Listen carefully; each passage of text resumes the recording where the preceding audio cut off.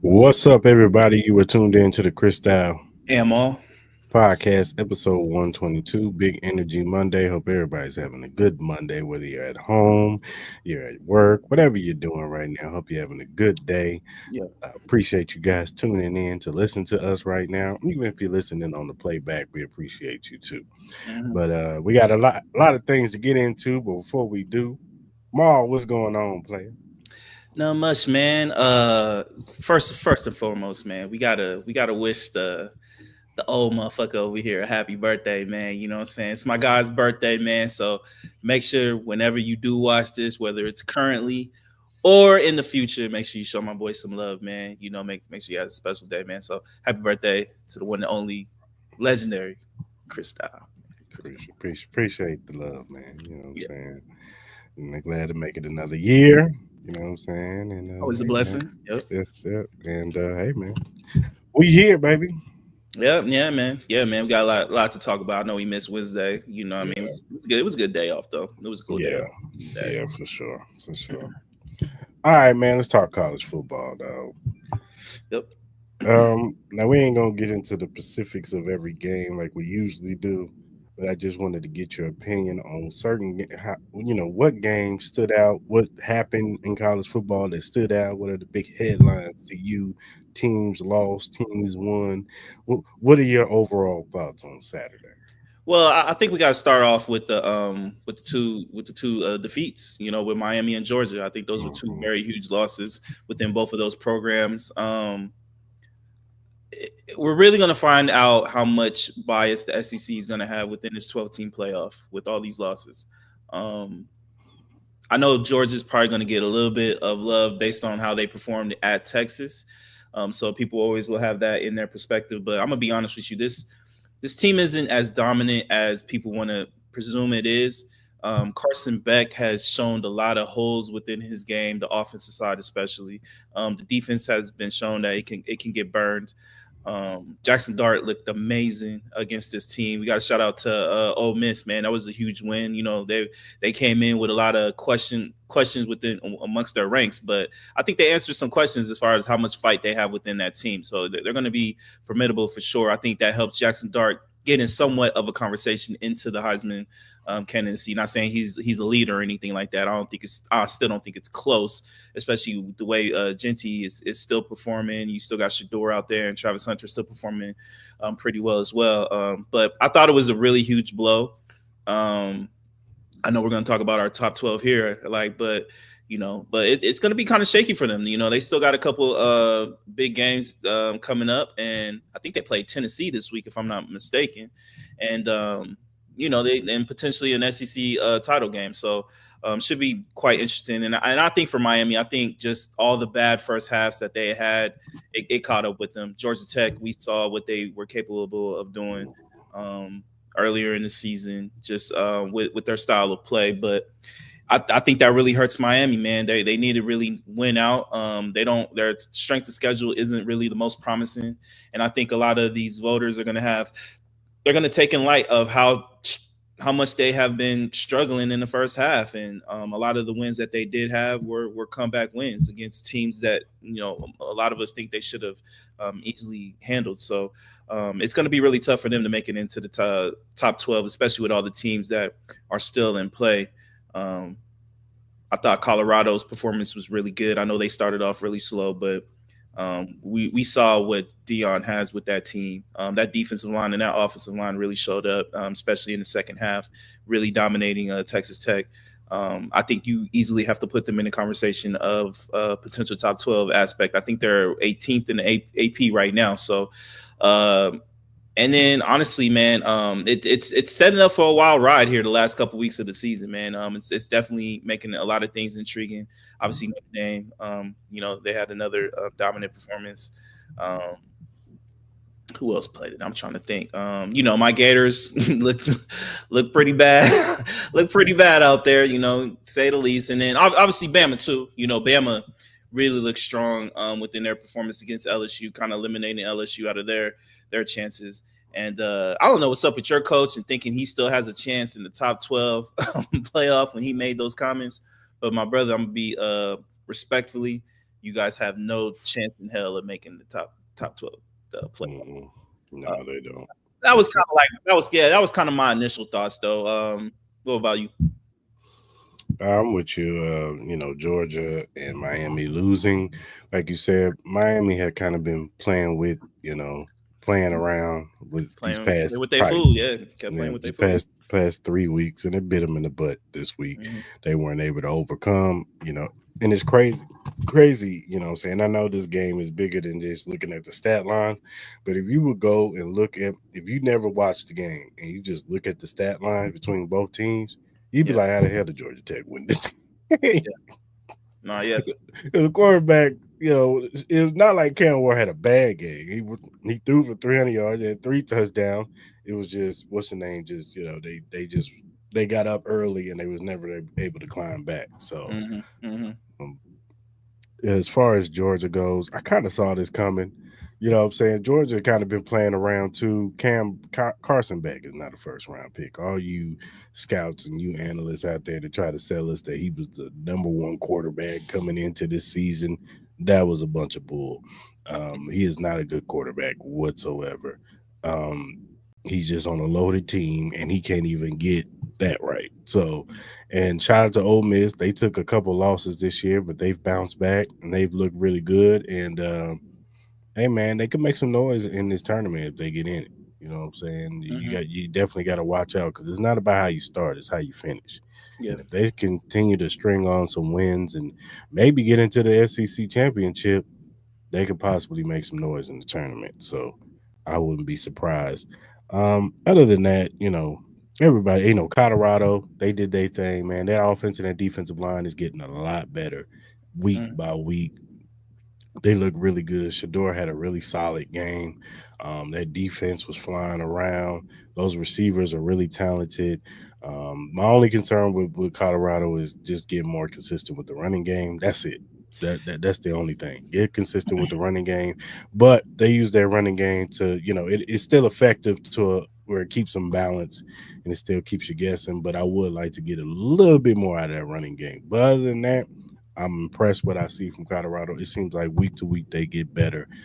They got a big challenge next week against Utah, and Utah almost beat BYU. They probably should have won that game, a little but controversy, yeah, in my yeah, opinion, but yeah, that was a flag though. If you yeah, really look at the play, that was a flag though. So I don't yeah, have a problem yeah, with yeah, yeah. No, it was, but yeah, but yeah, they got a big one against Utah. So if they can run out, what I'm saying, Colorado could possibly make some noise and possibly get into the to college football playoffs themselves. Um, UNLV, man, had a they had a tight one with Hawaii, man. It was a tight game, but hey, Haj Malik Williams, he had a really good game, man. Ricky White had a really good game, man, and it. shout out to Haj Malik, man. On that last drive, he ended up running to get the first down and sealing the deal and winning the game. And they continue to roll, man. They look good, man. They're what, undefeated on the road right now. So Yeah. Hmm. if they can continue this trajectory, they could at least make some noise, to possibly get close to making the playoffs. I don't initially think they'll make it. They would have to. They gotta hope that Colorado State loses. Because if they can get Colorado State to lose and they continue to win out, they can make it to that Mountain West championship and possibly get a rematch against Boise State. And I feel like those boys will be confident on the second time because now they know how to play them. They played them once before. Now Hmm. they know how to play them. Now they know they can't shoot Yeah. themselves in the foot. They know they can't make mistakes. You know what I'm saying? They won't be so obsessive to the play action pass on them. So Hmm. I believe they'll be confident facing Boise State, but they got to win out and they got to hope that Colorado State drops one of these next three. And some of the next three games is kind of cakewalks. I ain't gonna lie, but you never know in college football though. Nah. You never know. Everything's a week to week type thing with college football. So Yeah, so. But let's get into these college football rankings, man. Now I'm gonna read off what the AP got right now, yeah. and then we could do our list. Let me find. So hold on. Come on. All right. So right now you got Oregon at number one, you got Ohio State at number two, you got Texas at number three, Penn State at number four, Indiana at five, Tennessee at six, BYU at seven, Notre Dame at eight, Alabama at nine, Ole Miss at 10, Georgia at 11, and Miami at 12. Mm-hmm. What do you say, sir, to that? Well, I'll go ahead and give you my top 12. So obviously number one, I think is easy. Is Oregon. Mhm. Enough said. You know they've been looking like the most impressive team out there, the most complete team out there. Another impressive win. No close games. They're not playing with their food, so we got to shout them out. Number two, I got Ohio State, man. I think that win over Penn State. I know they um, it was a close game, but being on the road in that type of environment, and then also losing to Oregon away on the road as well by 1 point, just shows how much talent they have on that team, and they should be formidable. Number three, I got Texas. I think it was a really I get it was just against the Gators and all that, and Gators really aren't in the most positive light. They have been playing pretty well, but for the most part, it is what it is with this team. But I thought that their play against Florida was really impressive. Number four, I got Notre Dame. I've been really impressed with this team and what Marcus Freeman has done with this squad. I think they're a well balanced team as far as with their running game. I think their defense is one of the better ones out there. I still think they have some questionable marks on the outside with their receivers, but for the most part, I think they should be okay. I think they'll give a good competition. Number five, I have Indiana. Yeah, it was a close game this past weekend, but we're gonna really see their true colors coming up with Ohio State this weekend. So I'm definitely intrigued. So I got them at number five. Number six, I got Tennessee. It's kept them right there. Number seven, I got Penn State. Their only loss is against Ohio State. I mean, we can't really punish them too much. I get it was at home. And then in reality, as we talked about it last week, they really had the opportunity to win the game, especially at that goal line. I wasn't really impressed with those four play calls that they had. But if they could have punched that in, they could still easily be undefeated. So we can't punish them too much. Number eight, I got BYU. I get it. It was a close game against Utah, but we all know how tough it is to play in Utah. And for them to go in and get that win, it was really impressive. Number nine, I got Ole Miss. Definitely impressed by what they did against Georgia. But we also have seen the inconsistencies of this team, big competitions, and then they get, they'll have a letdown game. So I'm very curious to see how they play in their next one. Number 10, we got to put Bama in there. I think with that win against LSU, I think this definitely helps them get a little bit more comfortable with them being in the top 12. So I got them at number 10. Number 11, I got Boise State, man. I think Genty is just that special, and this team has been consistent. I know we would love to see them play against better competition, but I'm gonna give them some respect with that. And then number 12, I got Georgia. I dropped them to 12. That was the ass whooping that they received over this past weekend. And me and you aren't really impressed with Carson Beck, and they still have tough competition going in. So they're not out of it, but they're teetering. And then obviously with my first four out, I got SMU, I got Texas A&M, I got Colorado. They're creeping up. And then number four, I got Miami. With Colorado, man, no matter who they play, they're going to have the two best players on the field on their side of the football field. So that makes them ultimately one of the most dangerous teams out there because of that. For sure. Uh, so number one, I got Oregon, self-explanatory. Number two, I got Ohio State. Number three, I put Texas up there. I know they had that bad loss against Georgia, but they've Yeah, been playing better since then. So absolutely. number four, I got Indiana. I'm not going to punish them for playing a close game. They're still undefeated. They're still doing Mm-hmm. their thing. So I'm going to go with Indiana. Number five, I got Notre Dame also. I think, like I said, Marcus Freeman has got them boys out there playing really well, and they've been killing competition right They now. have, they have, and they went into Texas A&M, which is very, very tough to do. They Yeah, won that game, so yeah, got to put some yeah, respect on that. Yeah. yeah. Number six, I got Tennessee. They're playing all right. You know what I'm saying? They still got some question marks, but hey, I gotta give them their props. Mm-hmm. Number seven, I went with Penn State. Also, you can't penalize Penn State for losing for the number two overall. Like you said, they had a chance to win the game, so it Absolutely. wasn't like it was a blowout. You know what I'm Yeah. saying? Right. It is a question that we always have with James Franklin. He doesn't win Can this they big win the big game, game? Yeah. but they were right there. It wasn't like it was a blowout, so I ain't No. gonna penalize them too much.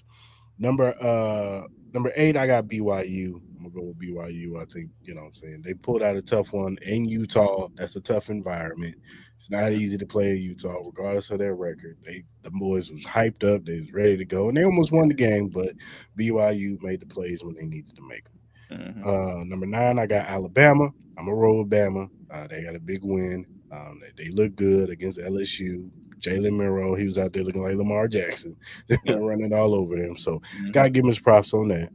Number 10, I'm gonna go with Ole Miss. They had a big win too over Georgia.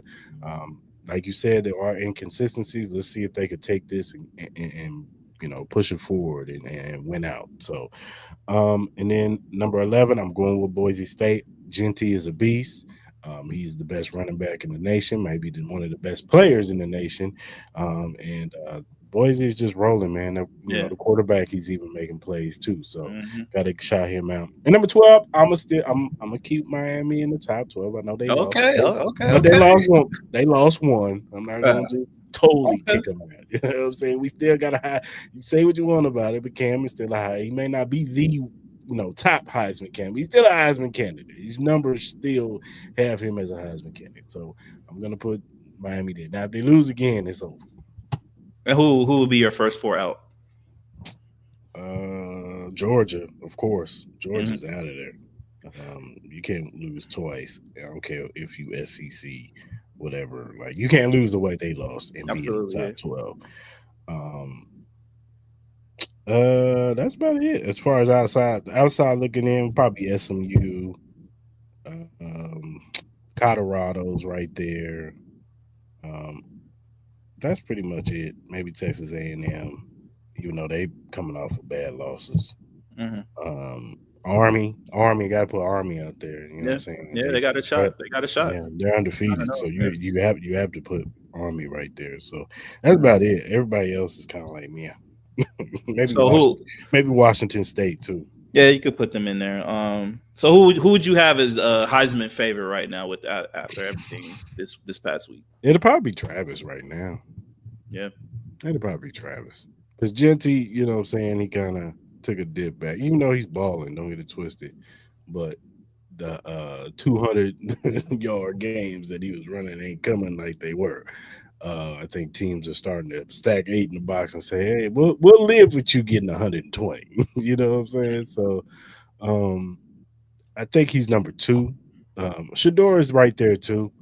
If I were to rank it, it'd probably be Travis, uh, Genty, Shador, and Cam. Okay. Maybe Dylan Gabriel's in there too. Dylan Gabriel. Yeah, he's probably in there too. Um, yeah, nah, it's kind of hard. I think it's 1A 1B right now with Hunter and Genty. I think Mhm, Shador Sanders should be a lot closer, but we all know they're gonna get split votes, especially with Travis and Shador. I think mhm. Shador's been playing. I think he's easily the best quarterback in college football right now. Yeah, I'm not mad at Dylan Gabriel being a part of that conversation as well. Um, I also wouldn't be mad at Will Howard. I think Will Howard has been performing pretty well as well. So yeah, no, I pretty much agree with you. I think pretty much we've agreed on all the rankings so far with college football. So we'll, yeah, we'll see how it goes tomorrow when they do their official rankings. I'll be curious to see how they still have Miami and Georgia in. yeah, for sure. Um, so let's do this more likely college football question that you Yeah, proposed in notes. yeah. So the question was, after everything going on is, which more likely do you think will happen? Colorado making the playoffs or Georgia missing the playoffs? I think they might be coming hand in hand. Like I think both can be true. Yeah, I yeah, think both will be true. Like I think Colorado, if they win out, they're gonna make the playoffs. And I think Georgia. What's the last one they schedule? I think they play Tennessee this week, if I'm not mistaken. I If know they they got a play, big game. if they beat Tennessee, they'll probably be back. SEC biasness, they'll probably be back in there. Yeah, they Um, got Tennessee, then UMass, and then they finish off with Georgia Tech. When we seen what Georgia Tech is able to do against top competition, so yeah, that won't be easy. Now that's definitely a rivalry game as well. So yeah, most definitely. Uh, if they win next week, I think they're back in there. hmm But they definitely got to win out. They definitely got to win out to get into the playoffs. But um, I think it's more likely Colorado gets in. If you would ask me, I think it's I'm gonna go 60-40. yeah, when we looking at Colorado's schedule, obviously you said it. They play Utah next week, but I think that's at home. Then It is. obviously they got your Kansas Jayhawks coming in. We seen the In my downfall. case, though, put that evil on me. Even though Oh they yeah. played really well this past weekend, but don't put that evil on me. My bad. My apologies, my brother. My apologies. They got Kansas, and then obviously they finish off with Oklahoma State. I think those are all winnable games. Hmm. Um, I think the toughest one I think could possibly be Oklahoma State, just with the pressure of if they win this game. Like, because I think with Utah, like we would assume that would probably be the toughest game out of the three, but I think it was a gut punch, and then Yeah. especially with the AD coming out saying they're mad being in the Big 12 and all that stuff. I think that was kind of like their Super Bowl last week, especially with that Hmm. rivalry and the Hmm. potentials of upsetting BYU. I think they're going to come back down to earth, and we know they have been struggling this year.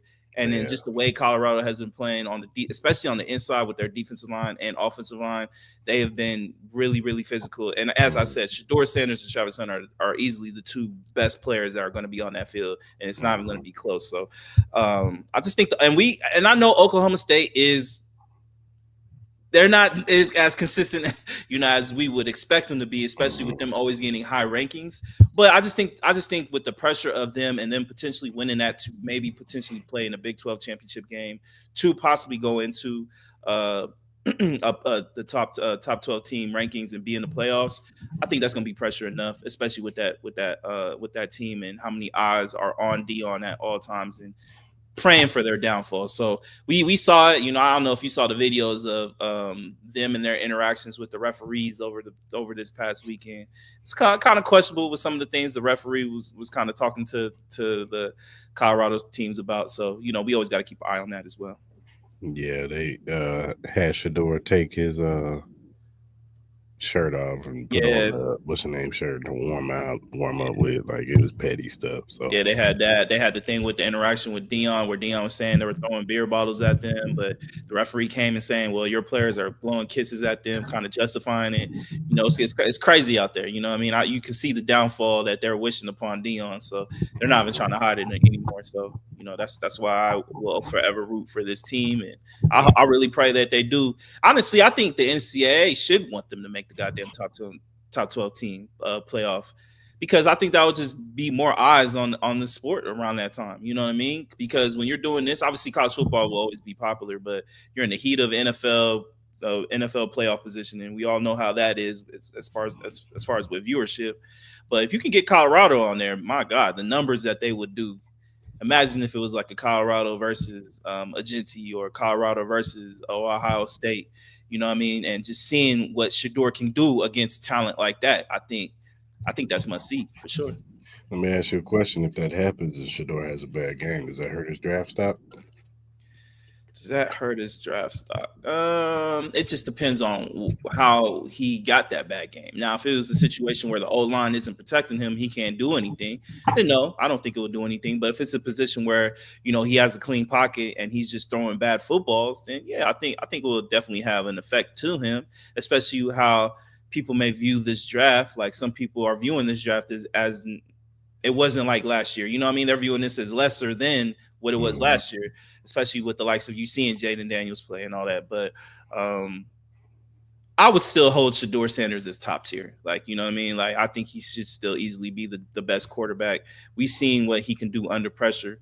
Now, I would love to see what he can do against a Ohio State or Oregon. Um, one of those top teams, because if he can prove, even if they lose and he still throws for 350, 400 yards and 3-4 TDs, but their defense just can't stop anybody.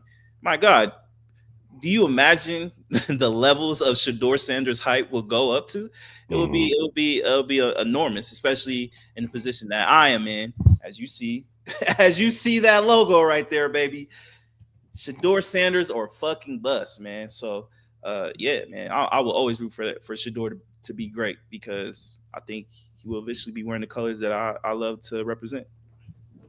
For sure. Let's talk about the Penguin, man.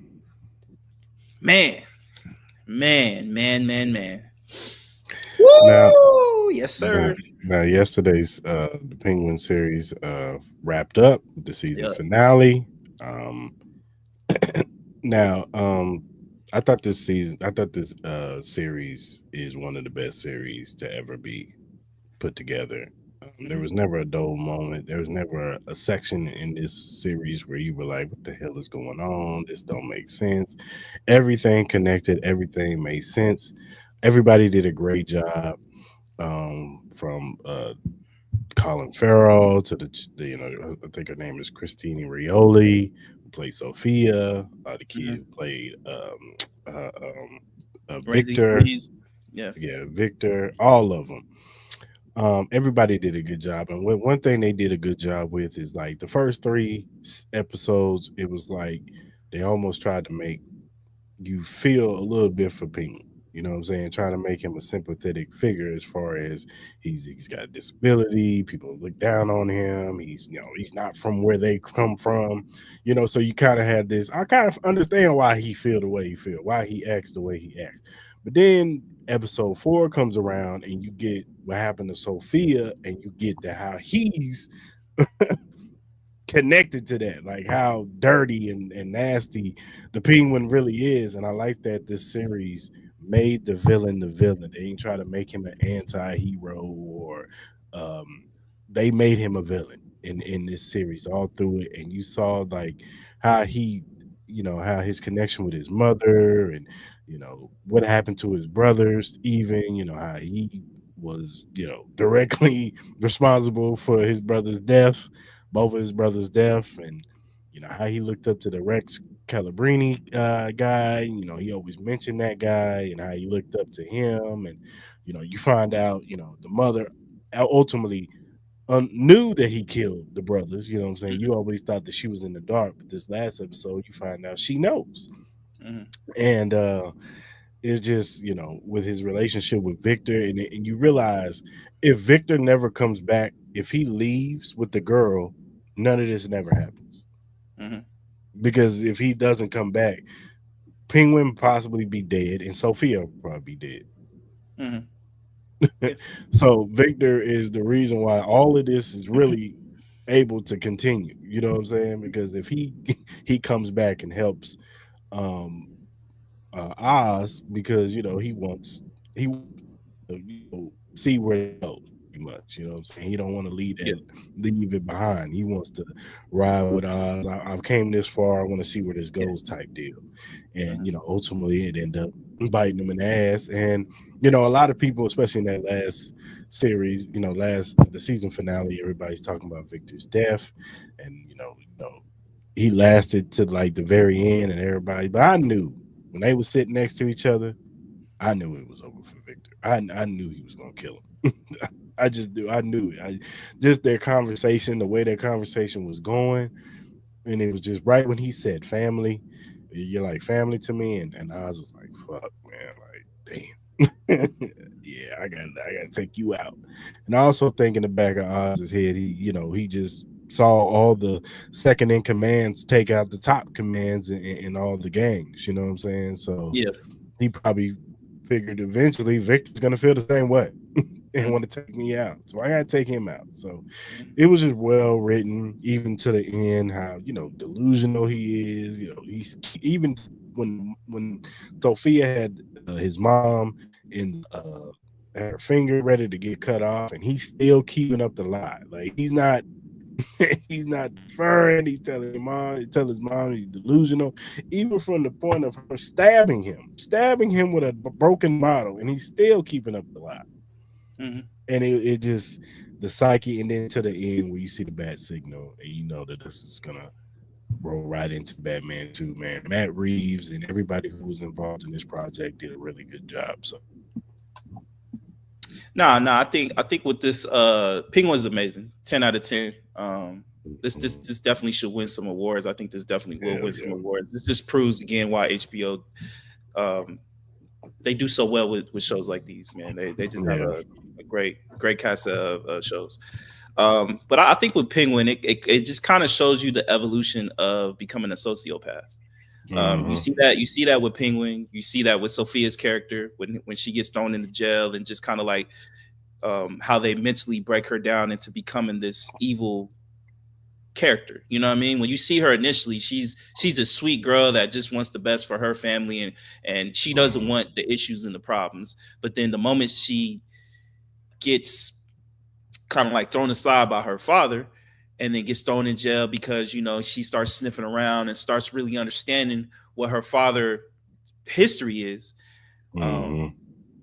it just kind of opens up her eyes and just shows her what the real world of Gotham is. You know what I'm saying? And then you kind of get that a little bit. You kind of get that, as you said in the beginning of Penguin. You kind of get the where he's a bad guy, but he still shows characteristics of like, all right, yeah, I kind of understand the guy that's kind of like comes from nothing, trying wants to become something. Yeah, he's gonna have to go through his bullshit. He's gonna have to do some bad stuff to get to where he wants to go, especially in the light of which he wants to be at in a gangster kind of atmosphere. But then as you get into this back storylines with the brothers, and as you said, you see that he was ultimately the cause of their death, based off of some simplicity of them, playing tag, and he felt slighted in some particular type of way because they were down there, and he has a hard time with his leg problems to try to get down the ladder, and then he just kind of snaps. But you kind of see it before that part where the interaction he had with his mother, and then when the other brothers started coming in, you could tell like it was some about the jealousy of it. You know what I'm saying? Where he just Hmm. felt like they were going to take the love away from the mother, where he ultimately wants it all. But in due time, he ends up killing his brothers, and in due time ends up ruining the relationship he had with his mother. He didn't see it, but it deep Hmm. down, his mother already knew the relationship is done. I'm sitting here with the devil, when she was talking to that one Hmm. gangster. I forgot his name. Um, Rex Calabrini. yeah. So to see the evolution of each character becoming a sociopath, and Hmm. now you have this relationship with Victor, with all stemmed from him trying to steal some hubcaps off his Maserati, to building up this relationship. I thought that growth between those two characters was a great thing to see. Hmm. Especially that there are moments, I haven't told you, there were moments, especially that I think was episode 3, when he was kind of going back and forth with the decision of either staying with Penguin or going to be with his girlfriend. Yeah. And there were certain things that he did. I was like, man, this motherfucker's a punk, bro. Like, like just stand up for like certain shit. You know what I mean? There was, and then you kind of see where he kind of like stands up on his own. He came back and then he did the whole thing with saving Penguin, and the whole Sophia thing just kind of like blew up right there. And then there was also another scene where he was involved with one of the old people he used to know, I guess, within his community, that white dude that he ended up shooting, Squid. and Squid, yeah. Squid. And there was moments in that I'm like, bro, just like you are literally the second hand to Penguin right now. You gotta have Hmm. some fucking balls. You can't just let this motherfucker punk you around. And then when he turned around and shot him, I was like, yeah, that's what you gotta do. Like in that kind of element, you gotta be cold blooded. You can't just let this motherfucker punk you around. Hmm. Um, so I was I'm not surprised that he ended up killing Vic. I'm not surprised because you kind of see the build up to that with him killing his Hmm. brothers, with him Hmm. betraying a lot of the people that he thought he had trust with. Like even one of the Chinese triad dude kind of said it. You know what I mean? We seen him betray everybody that he said that he fucking trusted or he was involved with. And we see that, but yet they still sided with him. You know what I mean? Penguin is just so great at manipulating people. You know what I mean? To get Hmm. him to do what he wants them to do. And just to see the whole totality of how evil this character is, the sociopath of it. And he's just one of them. And he's not even the worst of them. Like you got the likes of Joker, you got the likes of Two-Face, you got the likes of the Freeze, and all these other characters that I'm very curious to see what direction they go. Obviously, this is all the build up for the Batman 2, and it sucks that we gotta wait 2 fucking years to get Batman 2, because I thought the first Batman was just utterly amazing. I think that was one of the best Batmans I've ever watched, um, next to the Dark Knight. But you could just tell I'm loving this version of Batman. I'm loving this world of Batman and the darkness of it. I'm very curious to see the direction. The main villain, obviously, we know Penguin is going to be involved of it, and somehow we all know the connection between Selena Kyle and Sophia, because obviously we saw that she sent the letter to Sophia stating that there are biological sisters. So I'm very curious to see where that storyline goes, as far as also with the crazy ass doctor that was kind of like in love with her, and they had some like weird sexual scenes and shit. Do you think he's real? Do I think he's real? Like, do you think that he's just in her mind? Because how's all of a sudden now he's working back at Arkham? He said he quit. That's true. Yeah, I don't know. Yeah, it could be kind of a weird thing. It could be a situation where he could low key be Scarecrow or some shit. I don't know. Oh, I really. But everybody, because a lot of people are speculating, who is this dude? Like, who is he supposed to be? Because I low key, me personally, the more I watched it, I get Scarecrow vibes. I'm not saying he is Scarecrow, but he gives me Scarecrow vibes because of the hallucinations and all that. You saw when he was kind of like doing the shit with his mom. He had like some weird fucking red light in the background. I don't know. Obviously, I don't think he's a good guy. I really don't think so. But I think his story will kind of get also told within the Batman 2 movie as well. I think we'll start learning more about him as well. I still don't know who the main villain is going to be. I know people have said it's Freeze, but I don't know. I think a lot of that shit is just kind of like he say, she say right now. As far as like within the rumor mill, I don't think nothing has been officially stated. As far as I don't think they even want you to know at this fucking point. You know what I mean? I think there could have been some changes, especially with the whole thing where we were supposed to get this movie next year.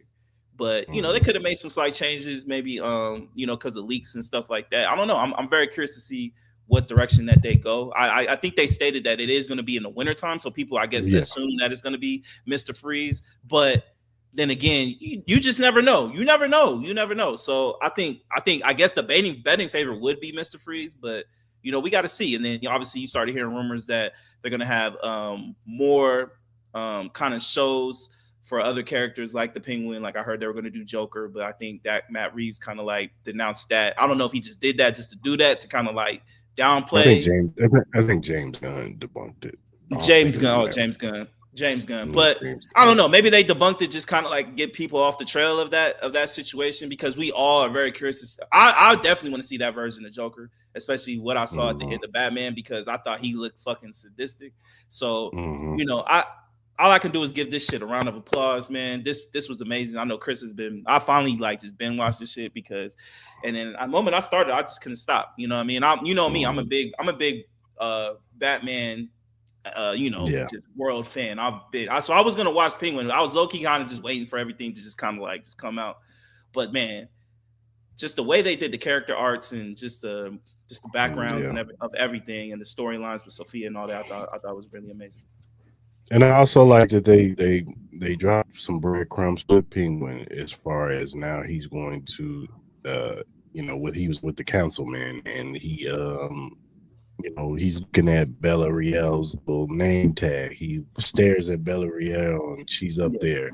I think this is going to position him to possibly in part 2 try to run for mayor, because if in the comic books he did run for mayor, and he actually, in one of them, he was the mayor. So yeah, that wasn't that the one with didn't they have a obviously it wasn't in this world, but Danny DeVito. Danny DeVito, he was running for mayor and stuff like that. He was running for mayor in that one too. But in the comics, in one of the comics, he was actually the mayor. So I could see that this is how the Bruce Wayne character is going to be, because I know some people were complaining about, he wasn't really Bruce in the Batman. And that was the whole point of him not being Bruce, because at the time, that's not what he felt was effective. Now with Penguin, he was younger. This was only his second year. It was only his second year being Batman. So yeah. But now with Penguin, with political figures in his back pocket, and now that he's going to be up there. The only way the Penguin, he's going to need Batman, but to go against Oz, he's going to need Bruce Wayne. Absolutely. because Yeah, he's gonna need Bruce. And Bruce has the resources. Bruce has the stuff to go against other politicians. So, yeah, and absolutely. I think this is where Two Face is going to come in, or Harvey Yeah, Dent is going to yeah, come I into think. play. Yeah. I think that's going to come into play too. Also, I've heard Freeze. I've also heard Hush, because he can blame Thomas Wayne for getting his father killed by Carmine, which he didn't mean for that to happen, but that's what happened. You know what I'm saying? Hmm. The Elliot guy, which is Hush's father, that's the one who got killed. So he could be a villain. I heard Clayface. If you don't know, the girl Eve, her last name I think is Carlos or something like that, Hmm. and Clayface's last name is Carlos. So either she's gonna be Clayface or it's gonna be her brother or something like that. Because you Yeah. notice she changes. That was her whole thing. She could change up her wigs and different characters. Mhm. At the end, how creepy it was, she was in the mom's dress, acting like the mom and all that stuff. Because he's so delusional in his brain that he just wants, his mom's affection. So he can't get that because she's in a vegetable state. And even her, Francis, um, now that she even asked him, if I ever in a vegetable state, you gotta take me out. But he's so selfish that he He won't never do that. do it. Yeah. Yeah, And then it was just kind of kept her. sadistic that he had his girlfriend dress as his mom to That's what tell I'm him saying. like, Yeah, yo, yeah. Mhm. she's dressed up as the mom and telling him, "Oh, I'm proud of you," and they dancing like it's Yeah, sadistic, it's weird, it's creepy, but it is. that's just it plays into the social path psyche of Penguin. You know what I'm saying? And Oswald Cobblepot, and so man, they I did an excellent job, man. And I think I agree with you. I think Two Face will get involved. I don't think it's gonna go to Harvey Dent. I think we're gonna go straight to Two Face because it's not like we got straight to Penguin, we got straight to Catwoman. You know what I mean? We got straight to Joker, we got straight to the Riddler. I think it's gonna go straight to Two Face. I think we'll end up getting the backstory of Two Face. I wouldn't be surprised if we got another like kind of like side character like show. I wouldn't be surprised if it's Two Face. I would. I know people are saying the Joker, but I think the Two Face side story I think because too. you see how mad you could see how sadistic he was. We saw that kind of like in the variation with Christian Bale's world with Batman and all that. I can only imagine what they would do with Two Face in this world. I could see two people, possibly getting side stories. I could see Catwoman because I could see they that got to too. show what she's doing in Bloodhaven right now, and it could Hmm. lead up to her sending this letter to Sophia and possibly breaking Sophia out. Because I personally think that's what's going to happen. Yeah, that's That's gonna just my happen. Yeah. opinion. I Mhm. think she's going to break her out, which is kind of deviating from the comics. Because in the comics, they were like mortal enemies; they Mhm. hated each other.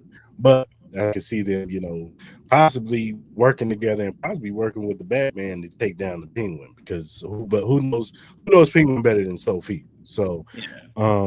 that But could then that could possibly be also that something. could also lend towards a situation where Catwoman, Selena Kyle, and her Sophia end up being those rival enemies that we saw in the comic books, based Yeah, on whatever happens in the movie, if it were to come back yeah. in that route that you think it would be. No, I just you're think right. there's so many storylines that could come off of this show. You know what I'm saying? I don't know the direction that's gonna go, but And I know they've been flirting with. At first, it was supposed to be a series with GCPD, and they mhm. changed it to Arkham. So then they said it could be both. Like, so Yeah, that could be possible. Them dealing with the corruption of that. I know they said part 2 is going to dive deeper into the corruption. So this could be the Court of Owls too. You know what I'm could be saying? that This too. could be Yeah, I've heard that too. they I have heard that. they Yep. they could be a possibility that they're in the movie. You could see them, being behind the scenes, being corrupted, and Hmm. some of the top figures being a part of the Court of Owls. So we could see that. This is going to be interesting because this is a more ground level Batman.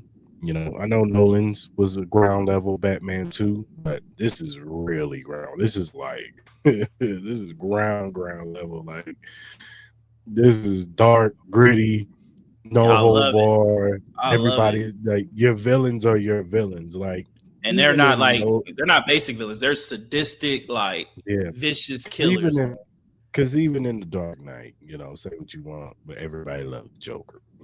Even though he was sadistic and he was crazy, the Mhm. character was so great. Is like you loved it. Whereas with this, the way they built up Penguin and Colin Farrell, he said it in the interview, like Yeah, after you're he gonna said end up paying. after season 8, you're gonna end up hating the Penguin, and Yeah, you do because all the shit that he did with his moms, what he did to Victor, it's just like, damn, bro, like you yeah. have no soul, like No, not at all. nah, Only thing you nah. care about is Oz. That's it. You don't care Yeah, about your mom. You really don't. Even yeah. and shout out to the kid actor that played him. He did a really good No, job he did too, an amazing man. job. He did an amazing That job. scene And when then, they're sitting at the table and he's yeah, like, I know you miss my brothers. I miss them too. And then he goes back and he's smiling while watching the lady sing, and she's looking at him like, you motherfucker. I want nah, to yeah. hit you Even right even now. that even that part where they went, where they ended up going to the club and they started dancing, and he just started saying like, "Yo, I'm gonna give you everything. I'm gonna give you the world." How she was saying like, "I deserve that. I deserve that." And just, I thought, I thought every actor in this show played their part amazing. You know what I'm saying? Mm-hmm. There was nobody I was like, damn, they kind of fucked up, but it was great, man. It was great theater, man. And look, man, I know Penguin is a vicious killer, but I think he's one of the more tame ones in the Batman world to me. Like he has his moments, but to the likes of like Scarecrow, to the likes of Freeze, Joker, all these other characters, man. I think Poison Ivy, stuff like that, man. It could get really dark, real Clayface. It could get dark really really fast, and I'm very curious to see the direction that they go because obviously the first one it was more of like kind of like a detective part of Batman. I'm curious to see what direction they go with this one. Is it going to be still the detective side, but more of or as you said, it could be more of the Bruce Wayne. Like we get more of the Bruce Wayne than some more of the Batman side. But we'll see. We'll see. Yeah, for sure. Shout out to Matt Reeves and everybody over Hmm. there that made this project, that success. Yeah, yes, sir. Yep. All right, man. Let's do our better short five picks. Let's do it.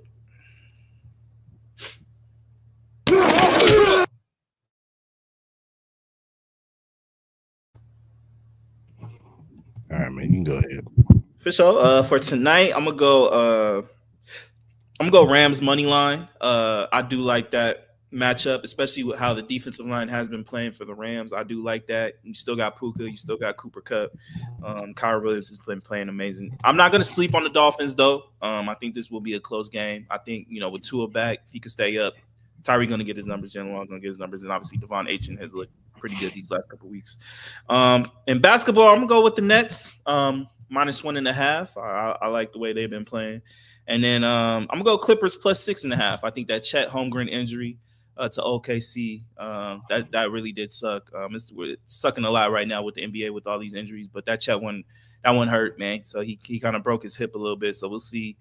Hopefully he'll be able to come back in the next 2 months. So I think that'll help hurt them a little bit. Hopefully they can get Isaiah Hartenstein back. I think that would definitely help. But I think the Clippers will keep it close, especially since Isaiah is still out. So I got them with the 6.5. Yeah, I'm actually gonna take the Rams on the month. I'm gonna take the Rams with the points, and I'm gonna take the over. I think it's gonna go over slightly. You know what I'm saying? And then I'm taking Cleveland money line, and I'm taking Sacramento money line. Sure. If you go to any of our social media sites, you'll see the link for the Bet US website. Click on it. First time users only. Put in the promo code join125. You get 125% bonus. 125% bonus signing bonus plus 10% gamblers insurance because they got other stuff on there other than sportsbook stuff. You sign up minimum $100 up to $5,000, and you get 3 risk-free bets. So what does that mean? If you deposit $100 each time you make your first 3 bets and you lose, you keep your $100. You don't even lose it. So what better way than try to make you some money? And if you lose your first 3 bets, you can still keep your $100 and you ain't got to worry about it. So go to Bet US, sign up, get you some money. Tell them Chris Talamone sent you.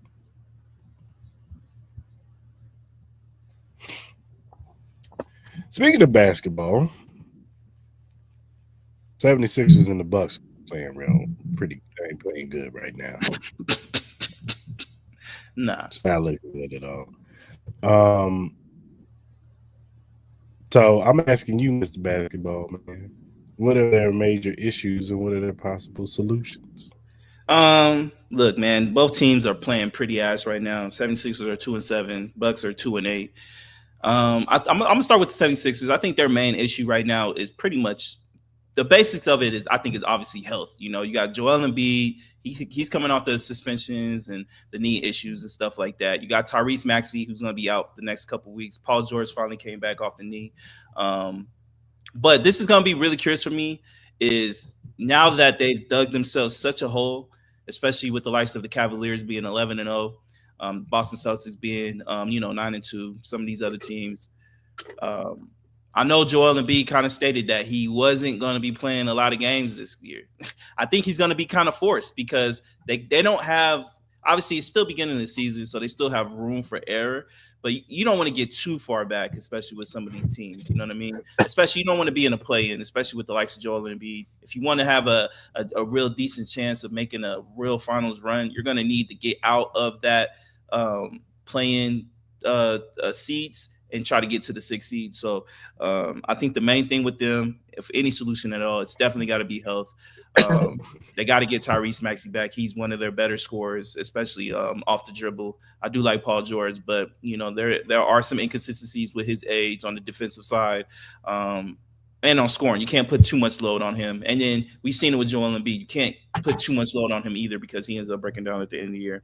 Now with the Bucks, I honestly don't see no solutions here. Like the only solution that they have is Chris Middleton, but I don't think there's going to be much that you can get out of him. Chris Middleton is getting up there with age. His body is breaking down more frequently. I don't know when they're expecting him to come back. They were expecting him to come back at the beginning of the season, but that got pushed back. Dame and Giannis have been playing really well. Like, that's not really on them. Like, I think Giannis had 40-some points his last game, and then I think Dame scored like 30-some. So it's not their fault. Like, I just think they don't have the depth like they used to. They can't make any trades to kind of beef up this team. And even if you are going to trade, you're going to have to give up the likes of like a Bobby Portis or something like that, somebody you don't want to give up, or a Chris Middleton. But what kind of value is he going to have right now with the issues that he has going on? I personally think it's just only a matter of time before Giannis and Dame ask for a trade out. I just think that that's what it is. Doc Rivers, he's kind of just he's not getting them to the promised land. Doc, I like Doc, but he keeps living off that one championship with the Boston Celtics, and he'll never let that go, which he shouldn't. Congratulations to him, but this team isn't going anywhere.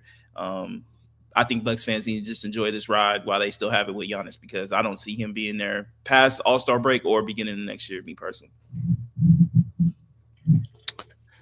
Oh, well, that's your team. What do you think? What do you think? That ain't my team. I thought the Bucks was your team. Ain't that what you said? I don't know. Oh, this guy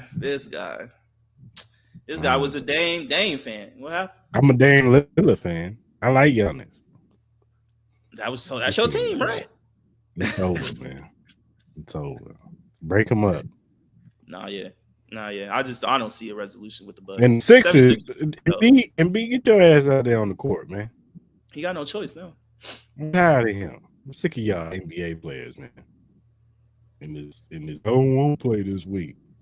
Get your ass on that court. And they're deeper too, so the Sixers should be all right. When you look at the schedule, like they got the Knicks and Cavs the next couple of days. Magic, they're playing without Banchero, so and then the Heat have been really inconsistent. Grizz are without Ja Morant. Nets, Clippers. What happened to Ja? You got strained hip or something like that. You got Ja out, so Ja's out, Zion's out, KD's out, Chet's out. Who else is out? I thought the NFL was bad with injuries. No, it's getting bad with the NBA. It's getting really bad right now. Obviously, you got Kawhi out for who knows how long. Anthony Davis already going through issues right now. You know what I'm saying? So has your Lakers won? Have we won what? Have y'all won? When last time y'all won a game? We won yesterday. Beat the Raptors. We won by like 20. Austin Reeves, man, he's looking amazing. He's turning into our second best player. We won our last two. You know what I mean? We're 6-4 right now. I think we Okay, that's play not again bad. tomorrow. So yeah, we're playing a little bit better. Obviously, they sent D'Lo to the bench, so he's not starting no more for us. They got Cam Reddish in. We're still waiting on Vando. Hopefully, he can come back soon. I don't know what the word is on him. Obviously, we're still waiting on Christian Woods. I think those two guys can definitely help out. Vando definitely on the defensive side. Christian Wood definitely can help on the inside to help out Anthony Davis. So we'll see. I know there's rumors about interest within for Trey Young. There's interest for Brooke Lopez. So we'll see. I think eventually that will end up trading D'Lo. Still playing? Huh? So Brook Lopez is still playing. Yeah, he's on the Bucks. He's on the Bucks. I personally don't want Brooke Lopez. I like but I What know does we he need more do? interior. What does he He's really do good. well? He's really good on the interior. He's a decent 3-point shooter. He can spread out the floor. He will just be another really good big body for him. And then obviously, if we got Brooke Lopez, if we want to go back to what we normally used to be, we can put Brooke at the 5 and then put AD back at the 4 where he feels more comfortable at. That's kind of what we did when we won the championship back in the bubble with Dwight Howard. Dwight Howard was our 5. Anthony Davis was our 4. But Mhm. with Brooke, it will be a lot better because he can actually spread out the floor and wouldn't clog up the floor for like the likes of Braun, Austin Reeves, or Anthony Davis. So I want to be mad at it. It just depends on what we get for him. Yeah. Obviously we only have so much we can give up in this particular time. I think the main players that will be on the trading block will be Rui, D'Lo, Gabe Vincent, the likes of those, Jalen Hood-Schifino. I wouldn't be surprised. I personally would put Max Christie in there. I don't see an improvement with him, obviously. But we'll see. For sure. In season tournament starts tomorrow too. So You going tomorrow to a was yeah, I game? think tomorrow starts tomorrow. Huh? You going to the game for the I'm championship out here? I'm definitely gonna try to get tickets. Definitely want to go to that, and then I know me and you talked about it. We definitely want to go to that Duke Kansas game. So 2 weeks from now, 2 weeks from tomorrow. Yeah, for sure. All right, man. Let's talk a little boxing, man. Let's do it. So Deron Boots Ennis had a fight on Saturday. It was a rematch with Karrion Chazikin, I think his name is Chazikin. I'm butcher your name, my brother. But the first time they fought, it was a little, Boots didn't have his best outing because the dude he was doing a lot of running, and Mm-hmm. Boots couldn't really get to him. But he fights him again, and I ain't gonna lie, he changed up his game plan on Boots. It looked like Boots was preparing for another fight where he had to chase him. Mm-hmm. The dude stood right in front of him, and you could tell that Boots got caught off guard. He was getting tagged quite a bit in this fight. Mm-hmm. Now he won most of the rounds, and he did win the fight. Now I could tell after he was frustrated. You could tell after the fight, he even admitted that he possibly didn't prepare as hard for this fight as he should have. He said he wants to fight either unify the belts, and if he can't get a unification belt, he will move up to 154, Mm-hmm. probably to fight Virgil Ortiz. Um, do you think that he should move up, or do you think he should unify? It just depends on who we can get to fight him, though. You know what I mean? I'm not sure who he's going to get to fight at 147. I think that's the biggest question right now. Obviously, you got the likes of Ryan Garcia still talking his shit in his suspension days, talking about he will knock out Jerron Boots Ennis. Now, if he wants to give Ryan Garcia that fight, I think it would sell pay per view wise. Now, how excited you personally would be for that, I don't know. Everybody wants But to see the turn. I think not to cut you off. I think he wants to either if it's not somebody with a belt like a Brian Norman Jr. I think has a belt. And I forgot the other person who has a belt. If it ain't one of them, they got 147 belt. I don't think he want to fight him, and so I think he's gonna move up. Personally, I think him and Virgil Ortiz is gonna happen next. That's just my personal opinion. I would probably lean more towards that too. As I said, I don't really see a big fight at 147. I get it. You got Brian Norman Jr. and stuff like that, but I don't know how much people will be clamoring for that. But Mm, I think people will probably be more excited for the Virgil Ortiz fight, if anything, and then the potentials of him, maybe fighting a Charlo if he ever, decides to come back. If he can, I know there's been rumors about that, and then obviously, everybody's still kind of holding out a little hope for maybe a TC fight, but we got to see. It's all about in the mood of TC. I don't think TC's taking that fight because. Jordan, stay away from Terrence Crawford because them shots you was taking from old boy, you would have got knocked out. Oh, 100%. Like, don't get me wrong. Like, I'm saying that I don't think Terrence Crawford would take this fight because I just don't think he's interested in it. I think we all know the fight that he wants. He wants the Canelo fight. He wants big mainstream fights that will give him the biggest payday. And I think that's all he wants at this particular time. So, but it just depends. Like, if Jerome Boots Ennis can move up, have a dominant showing against Virgil Ortiz, have a couple of dominant showings in that weight class. You never know. Terrence Crawford might change his mind. Now, I don't know how many more years Terrence Crawford has in him, but, he's going to have to do shit quick. He's got to do shit quick. Like, the only way it will be an interesting fight for me is if they can make it happen by the latest, maybe not the end of next year, but maybe the spring of the following year. But we got to see. You know what I mean? Terrence Crawford isn't really that active. I don't know when that boy going to fight next. I think that if I had to bet, maybe next summer, I would assume. But we'll see. It depends on who he fights. I can see Charlo. I can see him fighting Charlo. He wants that fight. I can see Charlo. Charlo needs some buzz back. You know what I mean? With everything, with his absence. You know what I mean? So, he was kind of like the star at his weight class, but with his absence, you know what I mean? It's that kind of buzz is gone. So he's gonna need that back. So I think that'll be a well motivating fight. You know what I mean? And then, so we'll see what's up. You know what I mean? Boxing's kind of quiet right now. You know what I mean? I know we got the Tyson fight coming up on Friday. No one's really excited about that. We got Fury and Usyk. I think what's that, like next week or the week after or something like that. I thought it was in December. I thought it was in November. I could be wrong. Could be December. Let me see. And shout out to Bam Rodriguez, man. That dude's a beast, man. Yeah. Oh, you're right. December 21st. Yeah, December 21st. Yeah, shout out to Bam Rodriguez, man. That dude is a beast. He 24 years old, knocked out another guy who had experience like 32 years old. I know they talk about him and Chocolatito. I don't want to see him and Chocolatito. I don't want to see him put the beat on Chocolatito, man. Chocolatito. What do you want to see? What do you want to see with Bam? Just not Chocolatito. Maybe he unifies the belts with somebody else, but I don't want to see him and Chocolatito. Chocolatito's like 50 years old, man. That'd be a one-side fight. It might be a bloodbath in there if he fights Chocolatito. Chocolatito definitely will retire. He needs to retire. Just let it go, brother. You got a great career.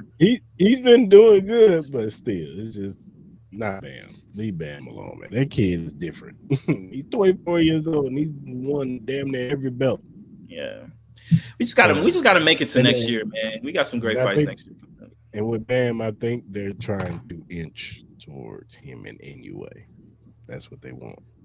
They keep mentioning it. That's what they want. They want him to move up, but they're doing it slow and surely. Him and Inoue.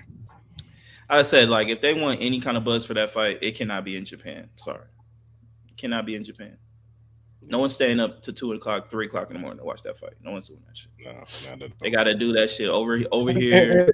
And not for nothing, New York, Bam has the appeal because the one thing he's got going for him is that there's no disconnect with the language barrier. He speaks English. You know what I'm saying? Oh, yeah, for sure. So he'll have the worldwide, appeal. You know what I'm saying? That he can connect with Americans and the Mexicans and all that good stuff. So absolutely, I think. Look, if they were going to make that fight, I think the greatest showing for it would be Mexican Independence Day in Vegas. You know what I'm saying? That would be the great showing for that. Especially, I think that would be a great debut for Inoue in the States. Now, would they want to pair him up with Bam in his first United States fight? I don't know if they want to do that right off the bat, but it's a risk. But if he were to be dominant in that situation, then I think the sky's the limit for Inoue as far as like being kind of like the next Pacquiao figure as far as like in the world in the world stage. You know what I'm saying? Not trying to compare, Filipino and all that shit, but I just think just the magnitude of what Pacquiao was. I think Inoue has all the same characteristics and style of fight that could garner him being a superstar. Like he could be the next big Canelo style type fighter. You know what I mean? So he could be up there with the Tank Davises and stuff like that. So he's very popular in Japan, but everywhere else, he's not. It's not really well known. So. And shout out to Keyshawn Davis too for getting knocked out too. Yeah, he looked very impressive in his comeback fight after that questionable showing he had his other fight. Yeah, yeah, so shout out to Keyshawn Davis. Yeah, for sure. Mm-hmm. So, don't worry, we're gonna get to y'all. We're gonna get to y'all staged ass game. And stage, stop it. Staged ass game. Come on, man. Hey, stage. Shit, watching y'all is like watching the Young and the Restless at this point. Oh, stop it. All right, let's talk about the NFL. You lucky it's your birthday, my guy. You lucky it's your birthday. No, talk what you want to say, brother. Hold on, let me turn it down. Don't be too loud. All right, man. Let's get into the NFL, man.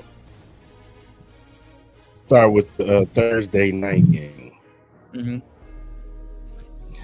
So, let me pull up these scores. Here you are.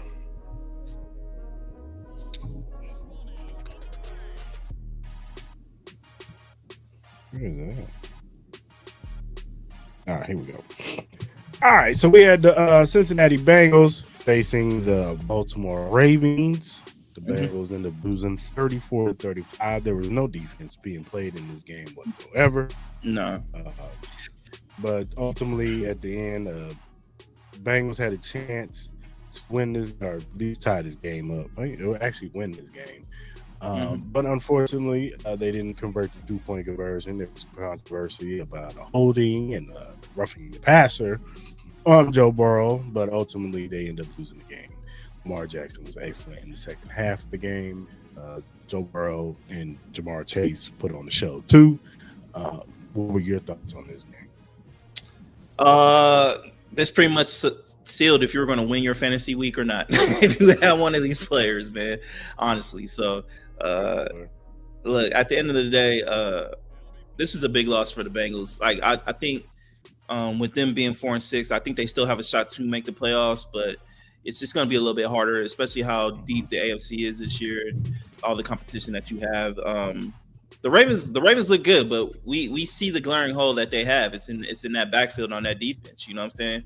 They're gonna have to get their shit together. They're having problems miscommunicating in the zone. Missing players. Missed tackles. This is the best offense the Ravens have ever had under Lamar Jackson. The fact that you finally have the offense that you need to compete and win a Super Bowl, you lost your defense identity. You know what I mean? You can't make this shit up with this team. So they're gonna need to figure it out. I don't know if they need to kind of like shore down that defense and just kind of like figure something out. I don't know what it is. Maybe I don't know. I just don't know what they could possibly do. And then obviously they got to figure out about trying to stay healthy with Marlon Humphrey and all that. But Lamar Jackson is having an MVP style year. Chase and Burrow, they're still doing their thing, so they're definitely going to be dangerous going into the rest of the year. I know I've been talking about Burrow, but again, they need to learn they need to find a way to win these games, man. And I get it. That last play they had, that last throw to Chase was amazing. But if you're going to go for 2, you got to convert. You got to start winning these games with Burrow, man. You can't have these big 420 yards, 350, 4 TDs, and yet you still come out with an L. You know what I mean? As a quarterback, you're judged on wins and losses. It's not about how many yards you threw and all that. Yeah, you're playing pretty well, but you got to win these games, man. You had every opportunity to win that game. I thought that throw was a pretty bad throw. It didn't give the receiver an opportunity to catch that ball. No matter if you want to talk about a late hit, a holding penalty that had nothing to do with the fucking play. So we can miss all that. So huge win by the Ravens. They got a big one coming up this week with the Steelers. So very good to see how that goes. Yeah, for sure. The Panthers played the Giants in Germany. They end up winning 20-17. Daniel Jones was terrible once again in this game. Tyrone Tracy ended up fumbling the football in Yeah, overtime, what ultimately gave the win to the Giants. Uh, Shout out to that young man. Saw him on the sideline. He was crying, pretty crushed him pretty bad. But yeah. um, and the back-to-back win for the Panthers, nevertheless. No, neither one of these teams, they both were picking in the top 5. But still, how do you feel about this game? I was happy to see the Panthers win. You know why? Because that helped my Raiders get a little bit closer to that #1 pick. So obviously, you still got the Giants there. Like, look, at this point, the only reason why you're playing Daniel Jones because you want a high draft pick. That's the only reason why you're continuously playing Daniel Jones because Daniel Jones is terrible. Malik Neighbors can't get nothing. Tracy Jr., he's running pretty amazing, but sooner or later they're just stacking 7, 8 in the box because they know Daniel Jones ain't gonna be able to throw the football. I'm really happy for Bryce Young. He's looked really good these last couple games throwing the ball. He looks like he's getting a little bit more comfortable. He's looked like he's having fun. Chuba Hubbard, man, salute to my boy. He's balling right now. Every penny. Deserved Every penny. penny. I know people were kind of hurt because a lot of people have Jonathan Brooks stock, but I think this will be good for Jonathan Brooks. Like, you got Chuba Hubbard, he's going to be the main guy, but he's in Brooks. He is coming off that knee injury. You don't need to put too many miles on him. I think he'll eventually be the starter of this football team, but we seen the talent with him. But it's good to have Chuba Hubbard. You got that 2-back. We see a lot of teams with this dominant 2-back system. You see it with the Lions and stuff like that. The Rams are starting to get it with Blake Corum coming around, and the Ravens, they got Keaton Mitchell, he coming back in with Derrick Henry. That helps a lot out too. So it just nothing but strengthen the Panthers.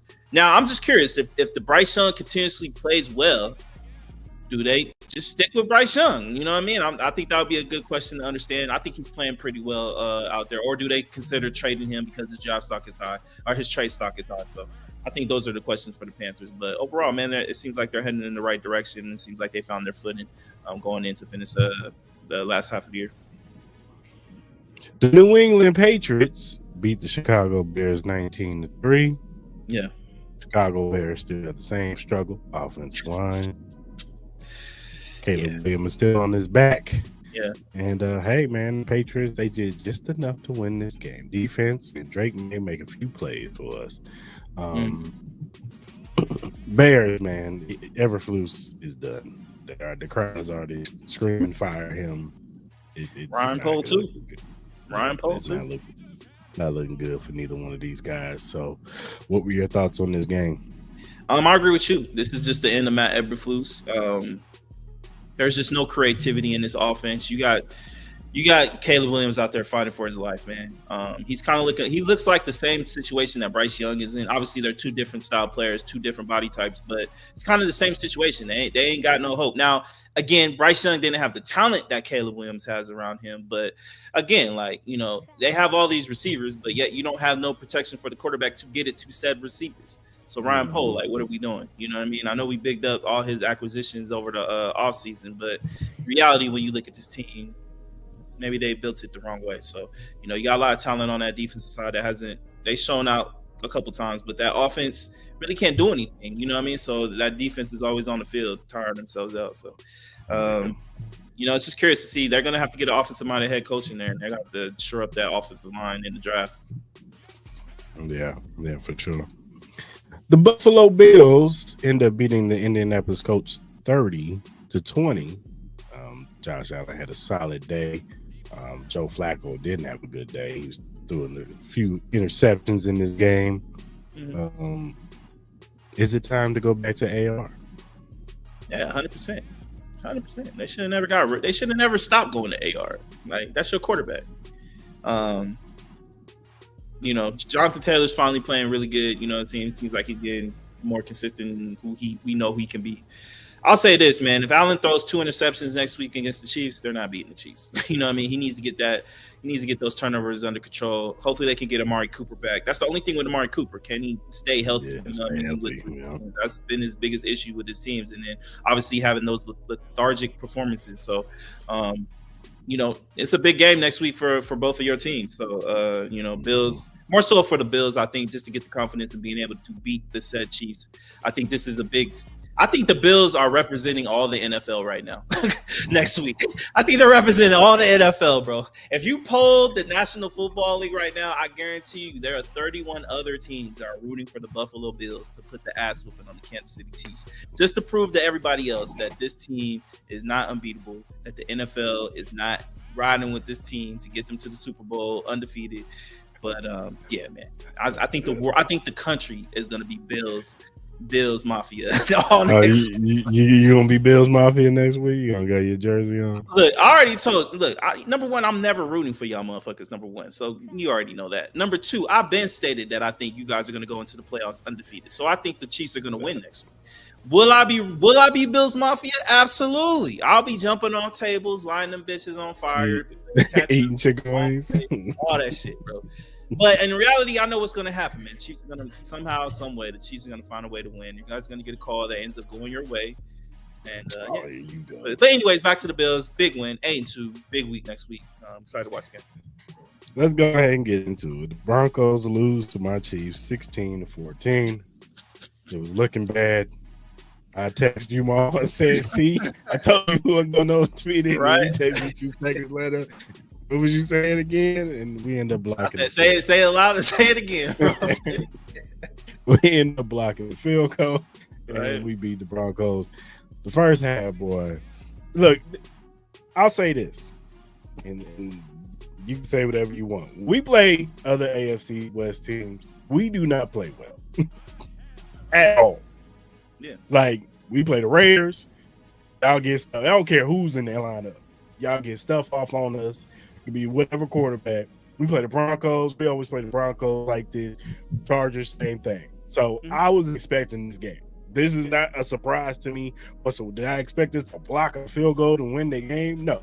I thought we was about to lose this game. I really did. When they lined up for that field goal, I was like, there we go. We got the one out the way. This is what we do. You know what I'm saying? So we blocked the field goal, and I was like, damn. You know what I'm saying? So, but this is how we play the AFC West. As much as I know everybody, y'all win the AFC West. No, but the games always are like this, no matter it's the Raiders, the Broncos, or the Chargers, because we just know each other. And look at all the other divisions when they play their rivalries. It don't matter the record. It's always going to be tight, contested games. Bo Nick's going to look like the second coming of Drew Brees out there. Like, that's just how it is, man.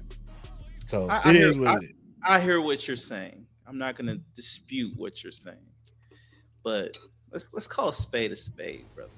This offense is not looking good. It's not looking good. You guys, your offense. Let me finish. Your offense is terrible. It's as I posted on Nick Wright's shit. He says y'all a legendary team. No, your offense is legendarily ass. Situationally, football, you guys are good. Situationally, you guys are good. Your defense is good. Your defense is good. That defensive line is outstanding. But you guys do have holes on your team. You guys do. Now a lot of these teams but a lot of these teams end up beating themselves. I can beat the referee shit to a pulp. I thought it was laughable. The mic shit with Patrick Mahomes asking somebody to tell them and Nick motherfuckers close and shit. I thought that shit was. He was talking about the left tackle. Okay, yeah. All right. Yeah, if he set up right. Okay, that's what he was talking about. Okay, whatever you want to say. But anyways, listen here, man. It just is what it is with this team. We know the trajectory of this team. We know that you guys situationally are probably the best in football currently right now. But there are a lot of holes to this team. I think if a team were to jump up 21 points against y'all, I think y'all would have a hard time coming back in the game. Now, can a team physically do that with this defense? I don't know. I think there are occasions with that. I do see some situations where your cornerbacks do get beat. I saw Trent McDuffie get beat. He had a bad game. He had a bad game. I'm not saying look, y'all talk to me like he's like the next Darrelle Revis. I'm saying he's not. I'm not saying he's a bad player. But y'all kind of talk to me like he is. All I'm saying is I do think he's a good corner. I think he's a good corner. I think he's a good quarterback too. But I'm just saying I've seen him get beat plenty of times before. That's all I'm saying. The thing about Trent McDuffie is this: when you put big receivers on him, he doesn't do well. Okay. I will say that he that's the flaw. He does not Right. do good against guys who are 6'3", 6'4", 6'5", because he is a smaller corner. So look who's And coming. Look who's coming in the AFC. Look who's coming. Amari Cooper's coming. Keon Coleman's coming. Deontay Johnson is coming. George Pickens is Aaron coming. Jones is 5'10". Get out of here. Oh, whatever. You know what I mean? I think he's a physical receiver though. George You're not trying Pickens to is tell me a he's better. not a But I physical ain't gonna lie. receiver? George But Pickens, you're gonna have issues with Now George Pickens, that's the one who's like, Yeah. because of All I'm saying is, acrobatic catches. I think I'm Trenton gonna tell you, McDuffie's that's the team right now that I got my eye on is the Steelers. Out of all the FC West, that's the team. Because we'll see, defensively, because you trust their defense way more. You got TJ Watt on that side. But we'll exactly. see against the Ravens though. We'll see against the Ravens. We'll see what they can do with the Ravens. You know what I'm saying? Can they stop the Ravens? Like obviously with the Pittsburgh Steelers, we saw some instances with the Commanders that the Commanders was getting what they wanted off that defense. They You were. know what I'm saying? Like Terry McLaurin had a good game. You could have easily said that could have been a first. I know we're gonna get to that game, but you know what I mean. You know what I'm saying? Yeah. But all right, the Saints beat the Falcons 20-17. My man Kirk Cousins was short of the line again to possibly try to win this game, and for some reason, MVS looked like the second coming of Tyreek Hill. Yes, Don't you miss MVS? Don't y'all miss MVS? Hell no. Hell no. Hell no. Yeah, he had this one game where he has 3 catches for 103 yards and 2 touchdowns. He thinks he's the one. No, but the Falcons, this was a bad loss for them. They got to bounce back from this. You shouldn't be losing to the Saints, especially they just lost their coach. They got Derek Carr out there trying with no Chris Olave, no Rashid Tahi, like none of that. So yeah. No Lattimore no more. So there should have been no reason why y'all should. I get it. It's the division game, and I already just talked about it. But still, there should be no reason why you lose to this team. Doesn't this question why did the Falcons pick Penix for a top 10 pick when you could have easily had a defensive player that could have easily helped you out? You know what I mean? You could have easily, again, that's why we said it's nothing against Penix. It was more of just the situation that the Falcons were in. I get it. You want to look for your future quarterback, but right now you signed a quarterback for the mentality of winning now, not winning in the future. So you got Kirk Cousins for the next 2 to 3 years. Why didn't you pick a defensive player to help out this defense? Because a lot of these games that they're losing by one possession. You know what I mean? They're losing by 1 scores. So that one player that could have, been an edge rusher that could have got a defensive stop, or a cornerback that could have got, some an interception or something like that on the defensive side, you could easily have one of those. But you guys choose to get a quarterback that's just sitting on your bench collecting dust and throwing balls to the trainer. So I don't get it, man. But Falcons, can we really take them serious? Probably not. Bijan Robinson had a really good game. So, I guess you would have a fear in the sense of Kirk Cousins would always could possibly have that big game where, he could throw for 400 or 500 yards. But, that defense isn't really scaring you. And the inconsistencies with that offense, it just is. Yeah. The 49ers beat the Buccaneers 23-20. Kicker Moody missed 2 kicks. Yeah, we made Debo Samuels punk the long snapper in the game. Grabbed him by his throat, but the long snapper didn't like that too much. They was going back and forth, but Moody ended up instantly winning the game at the end for him. Brock Purdy actually had a really good game. Ricky Purcell, shout out to him. He got his first touchdown. But the 49ers still not looking too good. You know what I'm saying? What are your thoughts, man?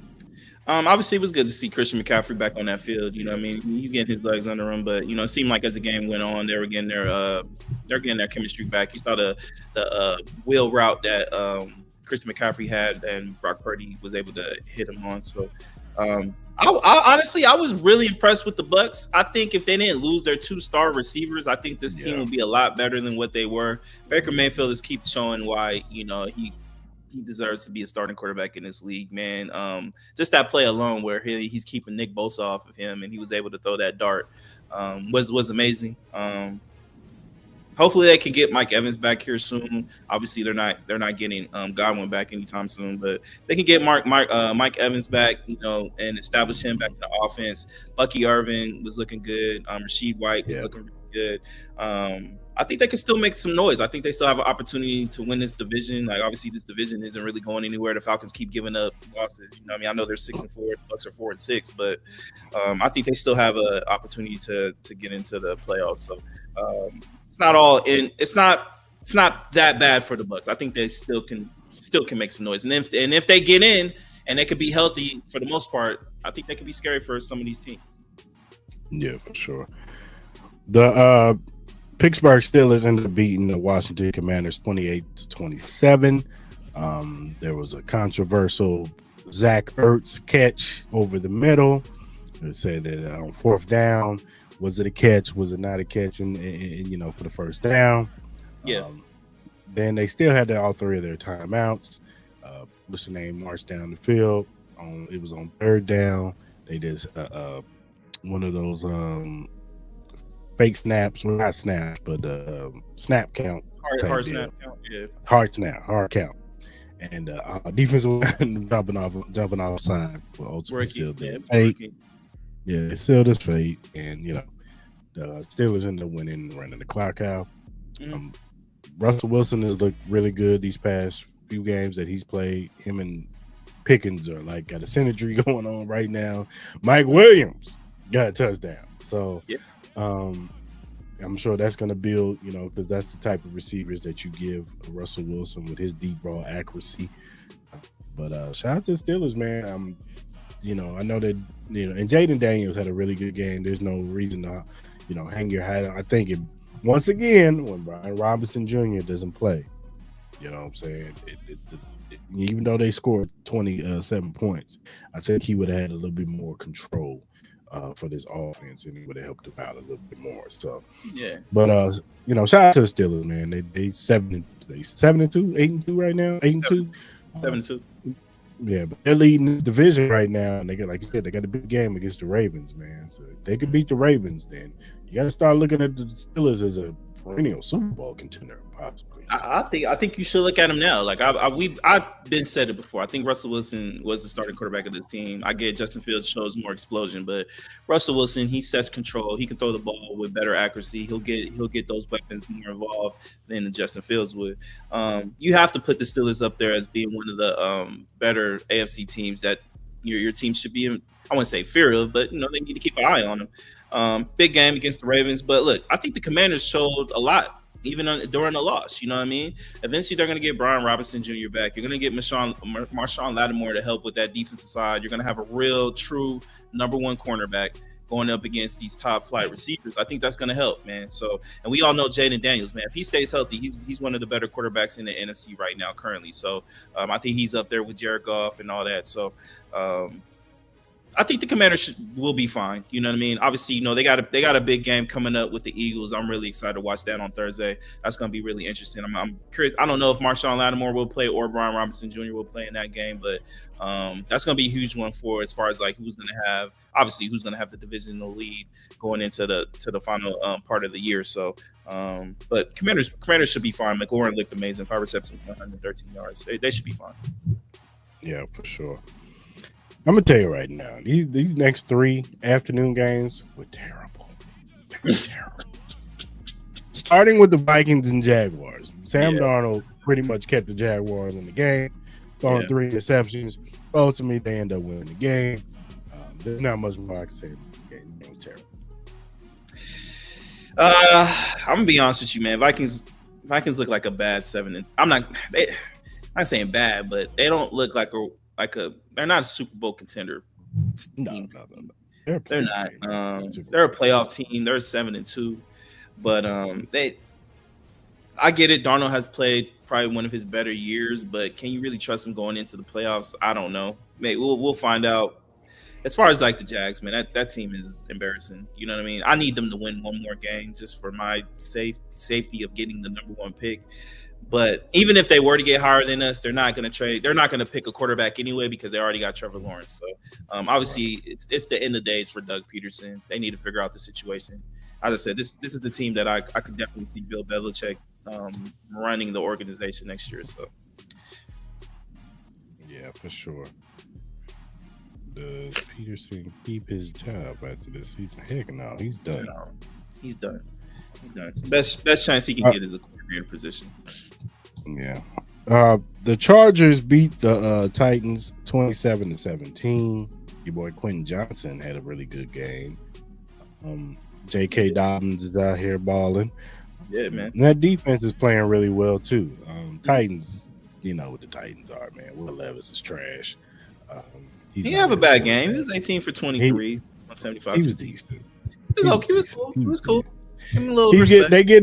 They getting the ball to Calvin Ridley a lot more. I will give him that. Yeah. Taljay Spears had a decent game too. Mm-hmm. But that defense was keeping them in the game for a little bit, but then what's your name? And them just kind of broke it open and then won the game. So shout out to the Chargers, man. They might be a playoff team this year. No, they are a playoff team. Like, look, this is just a hardball team, bro. It's nothing really exciting about watching a hardball team. They're just a boring. But you just know what you're gonna get. You're gonna get a physical line. You're gonna get a physical D line. You're gonna get a game that's called correctly, very controlled, very precise. They're gonna have a little mean streak in them, but overall, man. And then on top of that, you just want quality quarterback play, which you're gonna get from Herbert, man. 14 and 18, 164 yards a TD. Those aren't glamoring numbers, but a win is a win, man. That's just what the Chargers do. And I think they'll definitely make the playoffs, man. Yeah, for sure. The Eagles put the beats on the Cowboys 34-6. The Cowboys are terrible. Let's just call it what it is. Trade Michael Parsons. You should have traded Michael Parsons when you had the chance to. Yeah. Get something for him. You're going to have to do it in the offseason because, man, this team is horrible. Yeah, it's either pay him or y'all better hope they get some more wins because they might get the number 1 overall pick. And you know they taking Shador. Yeah. They'll probably trade that to you. Shador wants to go there. I think he's going to dictate where he wants to go. He going to trade y'all that. Nah. We already know who we want. We want Shador, dog. Stop. We're not taking on that contract. Stop. Woo. I'm making mad today. It's your birthday. I'm making mad today. I'm happy. All right, man. The New York Football Jets get the beats put on them. Oh, hold on. Before you go to that, what are your thoughts about the whole Michael Parsons shit and him going off on Mike McCarthy? Are you surprised? Am I surprised? Like the way he said it though, like that hard. Mike McCarthy could get a job somewhere else. Hell. Nah, but he also said that he don't work as like Zach Martin works as hard as he does, and they ain't even close. Players work as hard as him. It's dysfunction, man. The team is going down slow, and slower. Or fast, actually. Going down fast. It's terrible.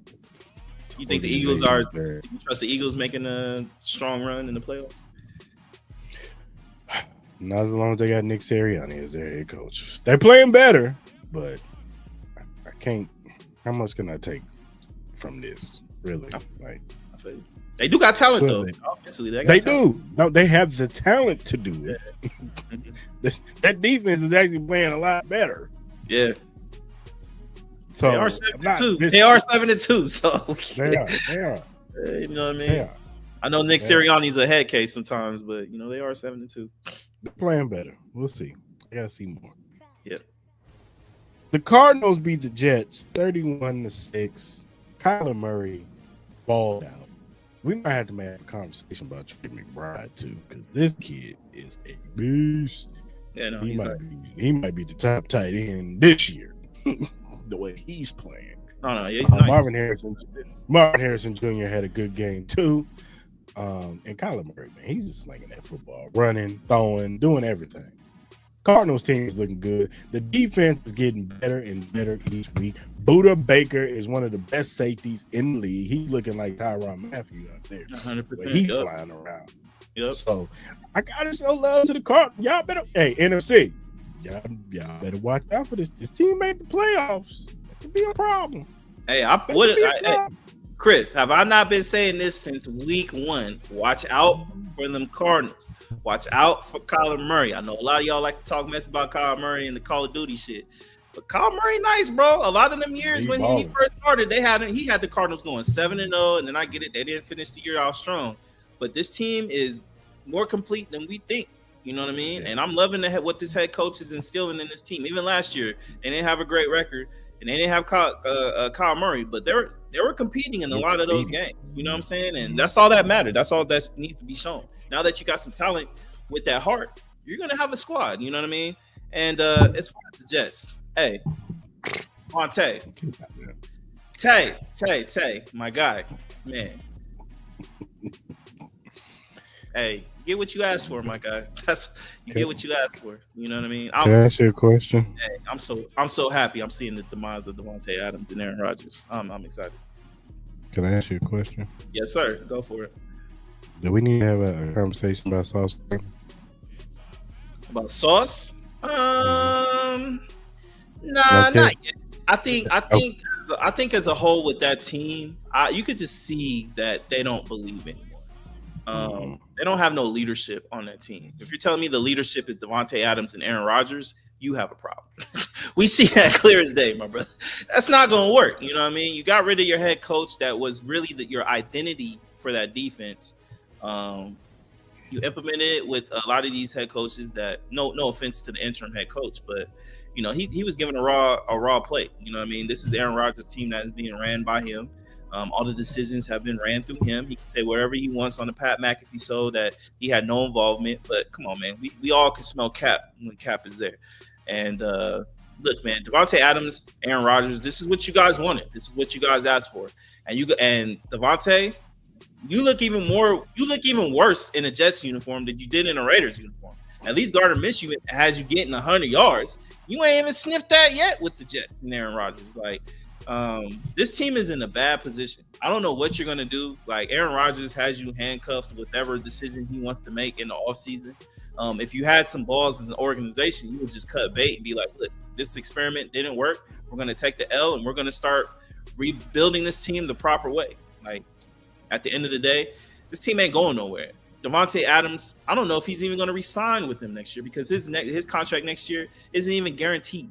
So unless if they change some stuff up when he got traded over there. So, you know, this team is dead in the water, and I'm really happy about that. So I know I wanted a 2nd-round pick, but hey, just seeing the frowns and sadness on all Jets fans' faces and Aaron Rodgers and Davante Adams with the stank face, hey, man, I can't be more than pleased about that.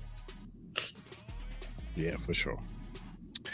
The Detroit Lions come back and beat the Houston Texans 26-23. Jared Goff threw 5 interceptions, but it was looking like it was going to be one of those nights for the Detroit Lions. But they come back in the second half, and C.J. Stroud throws a couple of picks himself in the second half, which becomes an interception trade-off contest in the second half, and allowed the door to be open enough for the Detroit Lions to creep in and make some plays and win the game off of a last-second field goal from Bates. The Detroit Lions show, that they can fight adversity, and they come back and they're still the top team in the NFC, man. And the Houston, this was a bad loss for them. They needed this win, and in the first half they looked a lot better. Their offensive line looked better. He looked like he was starting to build a rapport with John Mechie. Still got that rapport with Tank Dell and Schultz. Mixon didn't have a good game. You know what I'm saying? They did everything they could to stop Mixon. But even though he got a touchdown, but he wasn't like as effective as he usually is. No. So, what are your thoughts on this game, sir? It just shows the resilience of the Detroit team. Obviously, they're going to get Darius Smith here. So obviously that would definitely help that defensive side. They got to be the favorites going into the NFC.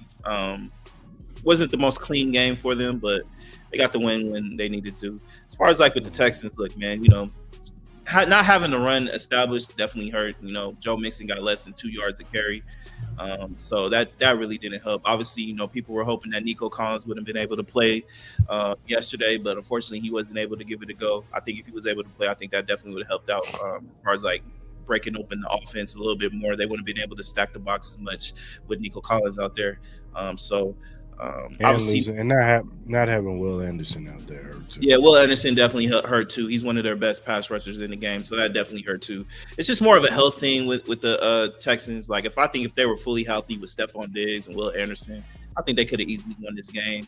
Um, it's just more so with health now. If they can get, I said, Nico Collins back, Will Anderson back, I think the Texans will be fine. CJ Stroud is an amazing quarterback. Um, but that offensive line is still going to have a little bit of struggles in trying to protect him. I think that will be something they need to look in all seasons, kind of shoring that offensive line. But besides that, man, I think they're heading in. I think they'll be fine. So just a tough loss for them. They're still 6-4. They still have an opportunity to make the playoffs. So. Yeah, for sure. All right, man. Who's your best player and team of the week? So best player was tough, man. I had to go with the duo. I had to go with Chase and Burrow, man. I think it's hard to pick one. I think they both played really good, even in the loss, man. You can't really deny that. And then the best team, I gave it to the Cardinals, man. I was really impressed with what they did. I know you could pick other teams, but I think people should be really, really watching the Cardinals, man. That's a really impressive team. Even being 6-4, they're impressive. Yeah, as far as the best player, I went with Kyler Murray. I thought he just played a really good game. I know Chase and Burrow killed it. I know Lamar Jackson had a game too. But I'm gonna go with Kyler Murray, and I'm with you. I got the Cardinals, man. They just look like a team that possibly nobody in the NFC wants to play when they get in the playoff. If they continue to play like this, yeah, it could be lights out for some top team in the NFC for sure. Detroit possibly might not want to play the Cardinals if they got to run into them in the divisional round. So, yeah, look out for those Cardinals, like we said. All right, who's the worst player in team this week? Worst player, Devontae Adams, my brother. Yeah, you are the worst player for this week. Let me give it to you. You had the chance to catch that TD, maybe help that game out, but you didn't. And then worst team, I know they won, but I wasn't really impressed. I'm gonna give it to the Vikings. It was a really poor performance, only scoring 12 points. Obviously, you could give it to other teams, but you being 7-2 against the Jags team that just looks so defeated right now, with no leadership, we expected a better performance out of that. So I give it to the Vikings. Yeah, my worst player is Daniel Jones. He's just not a good quarterback. 2 interceptions, 190 yards. He's just not good. Sorry, Stan. Hopefully you guys get Cam Ward. I know that's what you want. And then his team, I got a 4-pack of teams. Cowboys, Jets, Jags. Yeah, you guys are terrible. And Bears. All 4 of you teams, terrible. Bad. It was horrible football. I can't even defend this shit to Mal anymore. I can't. No, you can't. It's bad. Yeah. I'm trying to defend the NFL, and y'all put performances like that on Sunday. Do you know how hard it was for me to watch the afternoon games? I fell asleep like 5 times. Probably. I didn't even. I'm gonna be honest with you, brother. I just went to watch the Celtics Bucks game. You know what I mean? I didn't even bother, bro. It wasn't even good at all. Put the red zone on, and that was probably the worst time red zone. It probably got ratings, unless you were fans of those teams. It was terrible. Man. It was bad. It was bad. All right, that's our NFL wrap up recap. Yes, sir. Yes, sir. You got anything else, sir?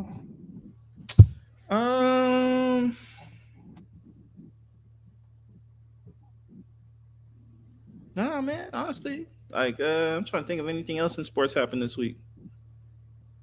Nah, man. I really don't have nothing else.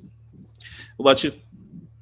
Nah, I ain't got nothing else, man. It's pretty cut and dry where we was at this week as far as sports.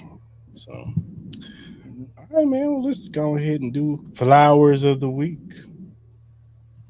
Flowers of the week. I think this is easy, man. We're obviously this is a holiday, man. So I'm gonna shout out to all the veterans out there who, sacrificed their lives, to, put themselves in the military, whether it's Air Force, Army, Navy, Rangers, any division. We want to salute y'all. We want to appreciate y'all service. I know my dad is one of them. And Mhm. you guys deserve the best treatment when you guys come back on this land, man. And I know certain times, man, you guys don't get the best treatment and the best service when you guys come back after you guys do your service overseas. So definitely want to shout you guys out, man. Hopefully you guys have a blessed day. Um, blessed rest of the year, blessed Thanksgiving, blessed Christmas, man. And shout y'all out, man. Appreciate y'all. Yeah, for sure. I'm piggyback right off of that. I'm gonna shout out to veterans too. I got family members and friends that served in the military. My pops was in the Air Force, auntie was in the Navy. I got other various family members that was in the Army. My Uncle Roger was in, I think, Naval Academy. Shout out to all y'all, man. All my friends that are serving, currently serving or have served. Got to give y'all a shout out, man. I also want to give a shout out to John Mechie, even though they lost yesterday. This kid got his first touchdown yesterday, and John Mechie's story. His rookie year, he had leukemia, cancer, and he had to forego his rookie season to do chemotherapy. To see that kid come back and be healthy and out there scoring touchdowns, it's always a blessing, man. And Mm-hmm. then my last one, I got to go with Coco Gauff, the tennis player. She won the WTA tournament. She is the youngest player at 20 years old to win that tournament since Maria Sharapova. So shout out to her, man. She deserves all the love. She's one of the top players when it comes to tennis. Mm-hmm.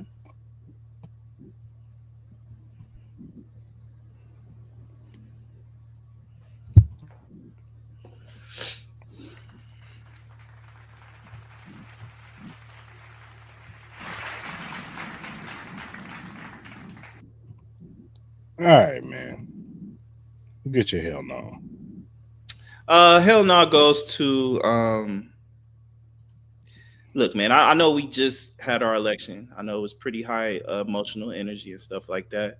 Um, Look, the election is over. You voted for who you voted for. At this point in time, man, it's about uniting this country, man. You know what I mean? Seeing people getting text messages talking about they about to get picked up for their cotton services and all that. All these, yeah, it's crazy out here.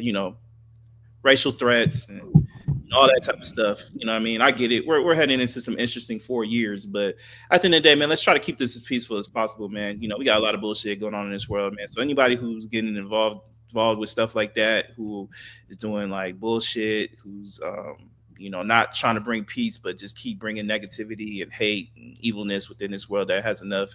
You guys get my hell no of the week, man. Let's just try to move forward as a country.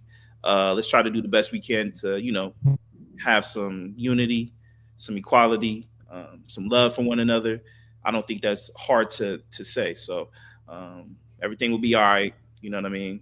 And I guess some people are upset with everything that happened, but everything will be fine. This 4 years will be interesting, but we'll get through it. But we gotta stay united as people, man. And people who don't want to be part of the unity, man, they can they can get the hell no of the week for the next 4 years. So yeah, so that's my hell no of the week. Look, I was gonna come up here and be positive. It's my birthday. I wasn't gonna do a hell no, but then I thought about it. Debo Samuels, you get the hell no all the week, man. Your outfit on Sunday, man, it's got to go, brother. Well, I don't know what you was wearing on Sunday, man. Look, man, I ain't here to bash nobody and how what clothes they wear. Hey, man, you got your own money. You can buy whatever you want. Mm-hmm, That mm-hmm. outfit you wore on Sunday coming into the game, my Yeah. brother, it was very questionable. Mm-hmm. Very, very questionable. I didn't like. Then the leather jacket was nice, but the shorts with the cut slits on, yeah, man, I'm not feeling that, brother. You get the hell out of the week. You ain't got the confidence to, do that. You know what I'm saying? No, no, that's not something I would put together. But hey, That game ain't strong, huh? two each of you. Would you wear that?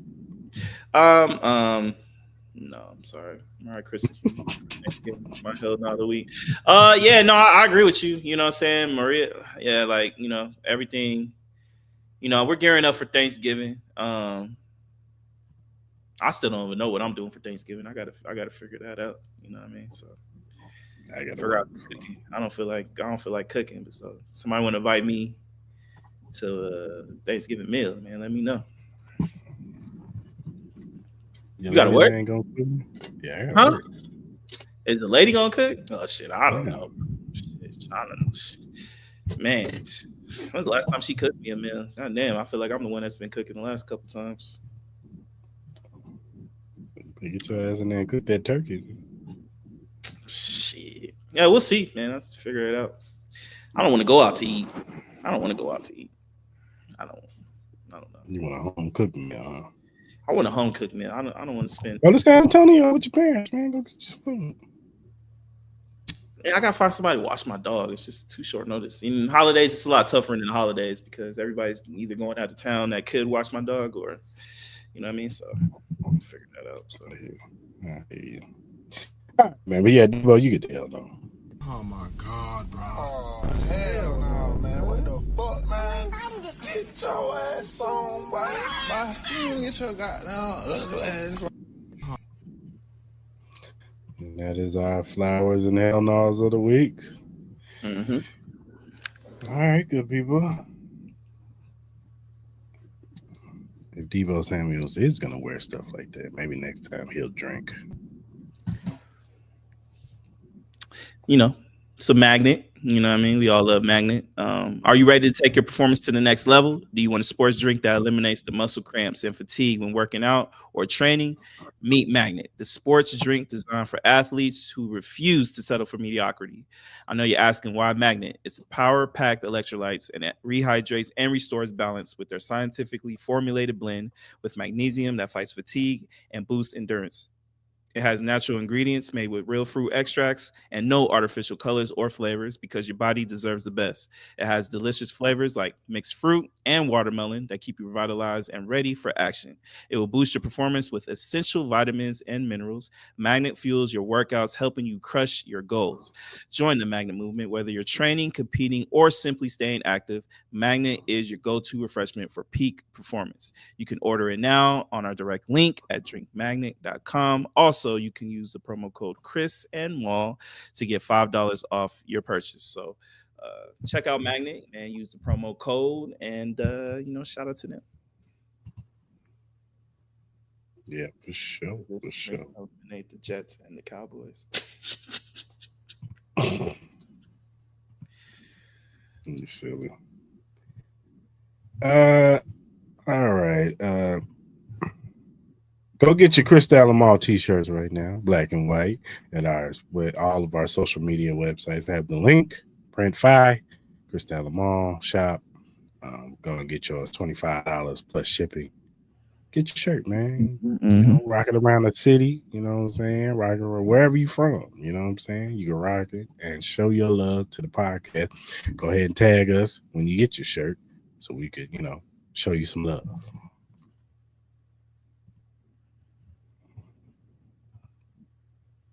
Also, if you want to donate to the Cris and Mal podcast, you can donate to our Cash App, Cris and Mal podcast. Whatever you want to donate, man, we will greatly appreciate it, man. We're just trying to take this podcast to higher levels, and we need resources to do that. So if you want to donate to us, we will greatly appreciate that. So, yeah, man, show some love if you can. Whatever streaming platform you use to listen to your podcast on, the Cris and Mal podcast is available, whether it be Spotify, Apple, Google, Amazon, iHeartRadio, whatever you use to listen to your podcast, we are on there. Also, if you're a first-time watch on YouTube, hit that like button, hit that subscribe button, hit the notification button. So when we go live on Mondays at 12 p.m. Pacific Standard Time and Wednesdays at 9 p.m. Pacific Standard Time, you can jump in the lives and talk about these topics just like Mark is right now. Give your opinions. We want to hear from you. We want you guys to be a part of this show just as much as we are. So go ahead and subscribe to the channel.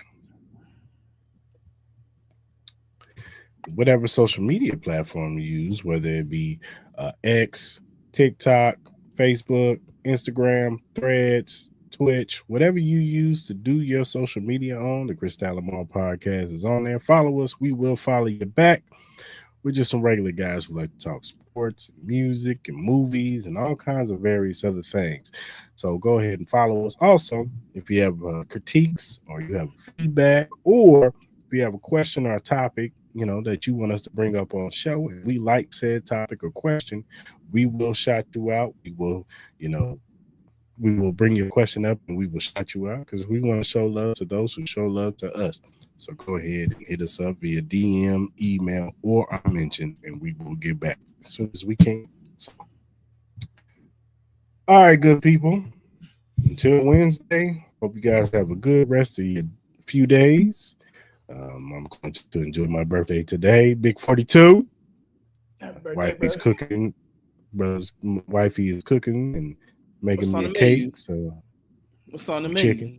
chicken stuffed broccoli or spinach, chicken stuffed spinach. Okay.